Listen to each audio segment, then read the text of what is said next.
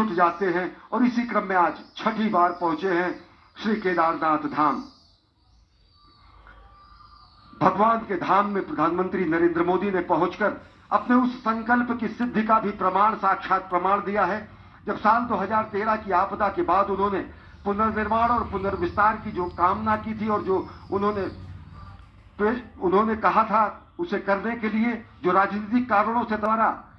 नहीं माना गया, लेकिन बाबा को ये मौका मिलेगा और वो साक्षात परिलक्षित होता है। एक समृद्धि प्राप्त करने का एकमेव श्रेष्ठतम साधन है और साथ ही साथ जो तीव्र और अखंड ध्येय निष्ठा हमारे अंतःकरण को सदैव जगाती रहे,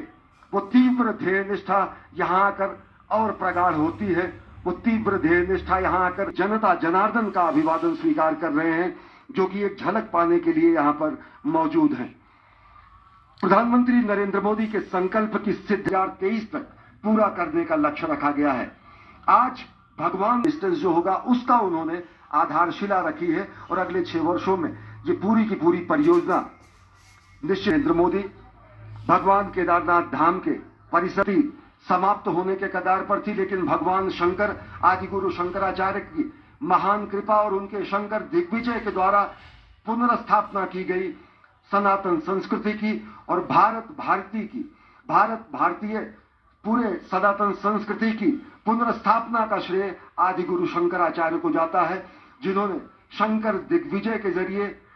चारों मठों की स्थापना करके न केवल भारत की आध्यात्मिक, सांस्कृतिक,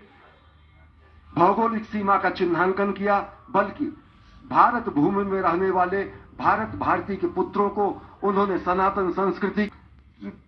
दिव्य अनुपालक के रूप में उन्होंने भगवान शंकर ने इस पूरे के पूरे सनातन संस्कृति की पुनर्स्थापना का कार्य किया। पुष्पांजलि अर्पित करने पहुंचे हैं, आंखों से लगाकर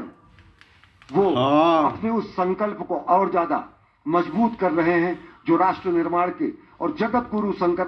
गुरु भारत की शंकराचार्य ने अगर सनातन संस्कृति के सभी दिव्य स्तंभों की पुनर्स्थापना की, तो प्रधानमंत्री नरेंद्र मोदी ने